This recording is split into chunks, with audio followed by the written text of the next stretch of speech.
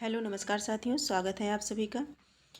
मित्रों, हम सभी जो है हिंदी में Hindi UP TGT PGT subject Hindi Hindi विषय से जो भी मतलब टीजीटी पीजीटी की तैयारी कर रहे हैं उनके लिए बहुत ही उपयोगी क्लास है ये। और इसके साथ साथ ये जो क्लास है इसमें हिंदी के सब्जेक्ट के अंतर्गत जो संस्कृत साहित्य एंड व्याकरण से प्रश्न बनते हैं परीक्षा में, ये उसी को ध्यान में रख करके ये क्लास चलाई गई है और ये बहुत ही महत्वपूर्ण क्लास है। इस क्रम में हम सभी ने जो है रचना एवं रचनाकार को देख रहे हैं हम सभी। और रचना एवं रचनाकार में हम सभी ये अंगा है यानी कि इंग्या यानी कि का खा गा घा, है ना। इसके पहले 4 लेखकों के बारे में हम लोगों ने देखा। अब इस क्लास में माघ को देख रहे हैं, इनका जीवन परिचय क्या है, इनकी रचनाएं क्या है। संस्कृत साहित्य में बहुत ही महत्वपूर्ण स्थान है इनका। और यह क्लास उनके लिए भी उपयोगी है जिनका सब्जेक्ट टीजीटी पीजीटी है, संस्कृत, है ना, उनके लिए भी है। लेकिन खास करके ये क्लास चलाई गई है हिंदी विषय वालों के लिए जो संस्कृत पूछी जाती है। तो आइए देखते हैं इसमें महाकवि माघ का परिचय। पहले इनका परिचय देख लेते हैं। शिशुपाल वध नामक महाकाव्य के रचयिता महाकवि माघ हैं। इनकी जो रचना है, परिचित होंगे आप सभी, शिशुपाल है। कई बार हम लोग पढ़ चुके हैं कि शिशुपाल वध किसकी रचना है, तो महाकवि माघ की रचना है। और इसमें कितने सर्ग हैं, 20 सर्ग हैं ये। इन्हें विद्वानों ने श्रेष्ठ महाकाव्य का प्रणेता माना है। और जैसा कि कहा है कि काव्येषु माघा, काव्यों में कौन है, माघ। ठीक है। तो भारवी के द्वारा प्रणीत विचित्र मार्ग को माघ ने बहुत ऊंचाई पर पहुंचाया तथा भारवी से आगे बढ़ने का इन्होंने सफल प्रयास किया। ठीक है। माघ के पितामह सुप्रभदेव थे। माघ के पितामह कौन थे, सुप्रभदेव थे, जो राजा वर्मलात या श्री वर्मल के सर्वाधिकारी अर्थात दीवान थे। वे पूर्णात्मा, अनासक्त तथा सात्विक वृत्ति के पुरुष थे।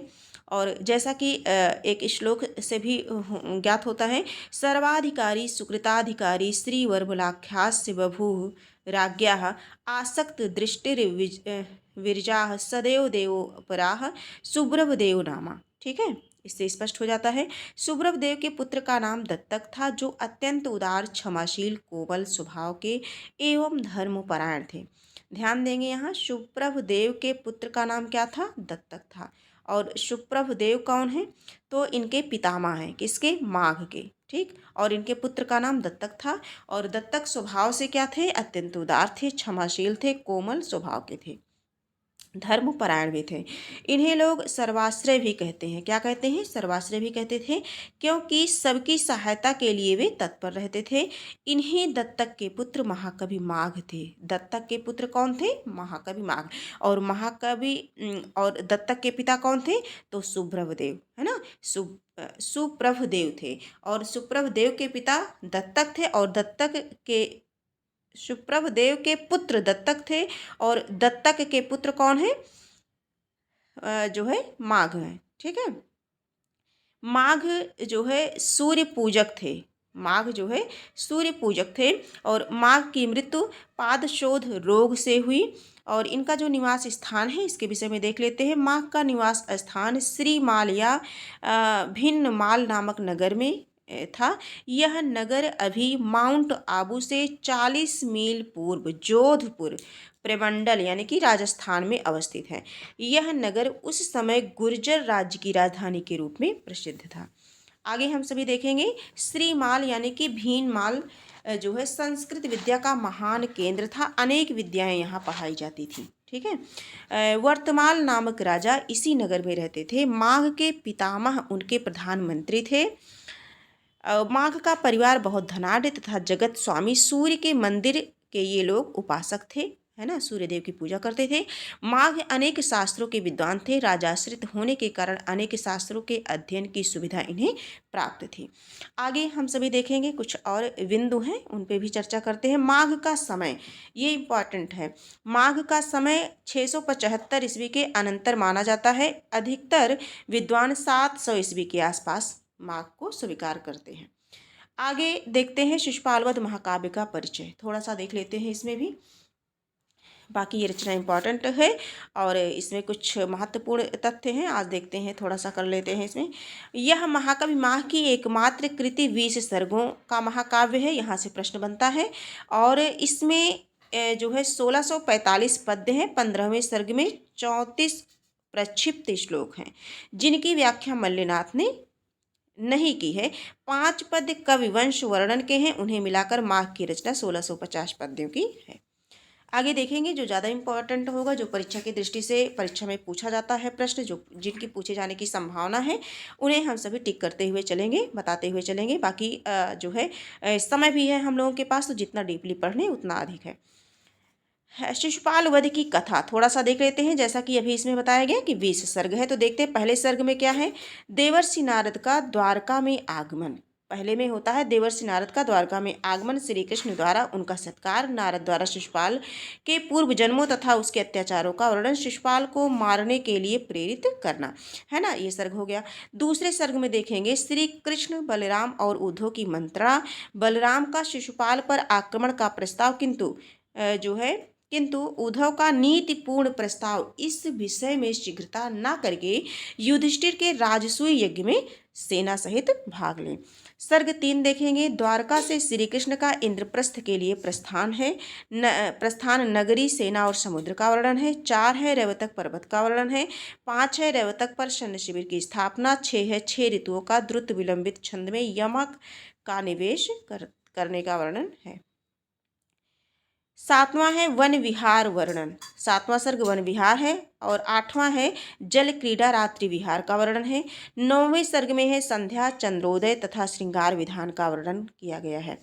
पान गोष्ठी एवं रात्रि विहार का वर्णन किसमें किया गया है, 10 में। देखिए जल क्रीड़ा रात्रि विहार का वर्णन 8 में है और पान गोष्ठी एवं रात्रि विहार का वर्णन सर्ग 10 में है। सर्ग 11 में देखते हैं प्रभात वर्णन है। प्रभात वर्णन किस में है, 11 में है। बहुत डीपली पूछेगा तब ऐसा पूछेगा, और नहीं तो रचना किसकी है, कितने सर्ग हैं, है ना। इतने से ही काम चल जाएगा, लेकिन थोड़ा हम लोग पढ़ लेते हैं, क्या पता क्वेश्चन कहीं से भी बन सकता है। सर्ग 12 देखेंगे, श्री कृष्ण का पुनः प्रस्थान तथा यमुना नदी का वर्णन है। सर्ग 13 में है श्री कृष्ण और पांडवों का मिलना, नगर प्रवेश तथा दर्शक नारियों की चेष्टाओं का, अश्वघोष तथा कालिदास से प्रतिस्पर्धा करते हुए का वर्णन है इसमें। सर्ग 14 देखते हैं, युधिष्ठिर द्वारा राजसूय यज्ञ का प्रस्ताव, श्री कृष्ण की पूजा तथा भीष्म द्वारा उनकी स्तुति। सर्ग 15 है शिशुपाल का कोप और उनके पक्ष के राजाओं का युद्ध के लिए सन्नद्ध होना। आगे देखेंगे हम सभी 16 देखेंगे, शिशुपाल के दूत का श्री कृष्ण के पक्ष, उभयार्थक शब्दों का प्रयोग और सात्विक का उत्तर, सात्विकी का उत्तर, दूत का पुनः शिशुपाल के पराक्रम का वर्णन करना। 17 सर्ग है श्री कृष्ण के पक्ष में राजाओं का कोप, सेना की प्रस्तुति तथा प्रस्थान। तो टोटल 20 सर्गों में से हम लोगों ने 17 को देख लिया। अब 17 के आगे थोड़ा सा देखेंगे, 18 देखेंगे, सेना के घोर युद्ध का वर्णन है 18 सर्ग में। सर्ग 19 है चित्रालंकार से पूर्ण पद्यों द्वारा व्यूह रचना एवं विचित्र युद्ध का वर्णन है। सर्ग 20 देखेंगे, श्री कृष्ण और शिशुपाल का शस्त्र युद्ध, दिव्यास्त्र युद्ध तथा वाग युद्ध, शिशुपाल के शब्दों से कुपित कृष्ण द्वारा सुदर्शन चक्र से शिशुपाल वध, शिशुपाल का शिरच्छेदन, शिशुपाल के तेज का विजयी, कृष्ण में प्रवेश, है ना। तो इतना हम लोगों ने 20 देख लिया। कितने सर्ग थे, 20 सर्ग थे। अब थोड़ा सा एक बार हल्का सा रिवीजन कर लेते हैं कि हम लोगों ने क्या क्या पढ़ा, है ना, कुछ चीज़ें याद होनी चाहिए। माह के बारे में हम लोगों ने इस क्लास में देखा, और ये यूपी टीजीटी पीजीटी हिंदी विषय में जो संस्कृत साहित्य से प्रश्न बनता है, उसी को ध्यान में रख करके हम सभी रचना एवं रचनाकार को देख रहे हैं। हम लोगों ने देखा शिशुपाल वध नामक रचना महाकवि माह की है और इसमें 20 सर्ग हैं। और जैसा कि कहा जाता है कि इन्हें विद्वानों ने श्रेष्ठ महाकाव्य का प्रणेता माना है। काव्येषु महाकाव्यों में माघ, भारत के द्वारा प्रवर्तित विचित्र मार्ग को माघ ने बहुत ऊंचाई पर पहुंचाया। इनके पितामह का नाम है पितामह सुप्रभदेव हैं। इनके पुत्र जो है दत्तक थे, और दत्तक के ही पुत्र कौन थे, माघ थे। इतना हम लोगों ने देखा। आगे देखेंगे हम सभी, ये श्लोक है इनके विषय में, ये सारी चीज़ें जो अभी हम लोगों ने बात की। हाँ, ये माघ क्या थे, सूर्य पूजक थे, इतना ध्यान रखेंगे। और इनकी मृत्यु कैसे हुई ये ध्यान रखेंगे। इनका निवास देखेंगे, है ना। तो ये जो निवास स्थान जो है माउंट आबू से 40 मील पूर्व जोधपुर प्रमंडल यानी कि राजस्थान में अवस्थित है। आगे देखेंगे हम सभी। और संस्कृत विद्या का महान केंद्र था श्रीमाल में, और उन्होंने यहाँ पर जो है विद्याएं पढ़ी, सीखा, बहुत कुछ सीखा उन्होंने। और आगे हम सभी देखेंगे, हम सभी ने देखा कि जो है माह का समय, तो ये भी इम्पॉर्टेंट है, 675 ईस्वी के अंतर माना जाता है और अधिकतर विद्वान 700 ईस्वी के आसपास स्वीकार करते हैं। शिशुपाल वध महाकाव्य में 20 सर्ग हैं, ये देखा हम लोगों ने। और 20 सर्ग के बाद एक एक सर्ग में जो है प्रत्येक सर्ग में क्या क्या बातें हुई हैं, इन सभी को हम लोगों ने देखा। आप जो है स्पीड बढ़ा करके 1 से 2 बार आप इस क्लास को देख सकते हैं, और आशा है कि ये क्लास आप 1 से 2 बार देखेंगे तो अवश्य जो है इसमें जो भी महत्वपूर्ण प्रश्न है वो आपके मन मस्तिष्क में छप जाएंगे और आप परीक्षा में बेहतर कर पाएंगे। आज की क्लास हम यही कंप्लीट करते हैं। और शिशुपाल वध से जो रचना है, इससे कुछ महत्वपूर्ण कंटेंट और हैं जो जहाँ से प्रश्न बनते हैं, जिनमें प्रश्न बनने की उम्मीद है। तो थोड़ा सा बचा है, वो अगली क्लास में करेंगे, क्योंकि इस क्लास में करेंगे तो बहुत जो है बोरिंग लगेगा और ये क्लास बहुत लंबी हो जाएगी और मैं बहुत टाइम नहीं लेना चाहती आप सभी का। तो थोड़ा थोड़ा करके हम सभी पढ़ेंगे, लेकिन ऐसा पढ़ेंगे कि जो भी पढ़ें उनमें से जो इम्पॉर्टेंट तथ्य है कम से कम वो तो हम सभी को याद होने चाहिए। आज की क्लास हम यहीं जो है कंप्लीट करते हैं। और कुछ विद्यार्थी, कुछ मित्र, सहपाठी साथी हमारे पूछते हैं कि मैम ये जो किस बुक से आप पढ़ाती हैं, तो मैं बताना चाहूँगी कि संस्कृत गंगा है ना, और हिंद संस्कृतम इस बुक का नाम है। और यह बुक जो है हिंदी साहित्य वालों को ध्यान में रख करके बनाई गई है, हिंदी विषय से, हिंदी विषय में जो संस्कृत साहित्य है।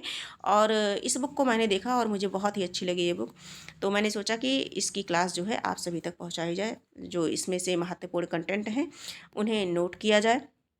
तो आज की क्लास हम यही कंप्लीट करते हैं। और ये क्लास यदि किसी कारणवश उपयोगी लगी हो तो आप इसे लाइक, सब्सक्राइब और शेयर कर दीजिए। हाँ, यूपी टीजीटी हिंदी 2021 से लेकर के 2005 तक यदि आप प्रैक्टिस सेट करना चाहते हैं चारों ऑप्शन सहित, तो आपको इसी चैनल पर मिल जाएगा। और इसके साथ ही साथ अगर पीजीटी की का भी क्वेश्चन सॉल्व करना चाहते हैं तो पीजीटी में 2021 का हम लोगों ने किया है, फिर 16 का किया है, 13 का किया है।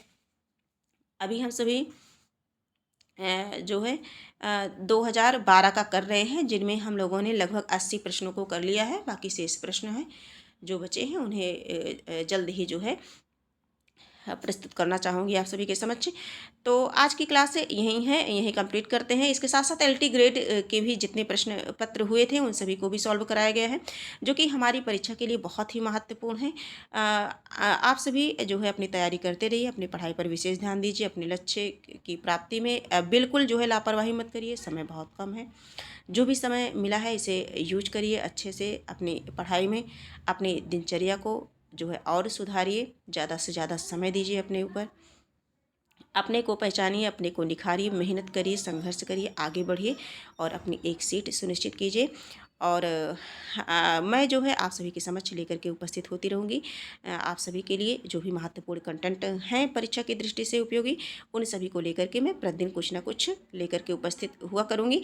और हम सभी कुछ ना कुछ अवश्य इस क्लास से सीखेंगे। और बिल्कुल आशा है कि जो भी क्लास हम सभी करेंगे इनमें से 100% जो है प्रश्न बनेगा ही बनेगा, क्योंकि हम लोग जो है सिलेबस के अकॉर्डिंग पढ़ रहे हैं। तो आज की क्लास हम यही कंप्लीट करते हैं, फिर मिलेंगे, तब तक के लिए धन्यवाद।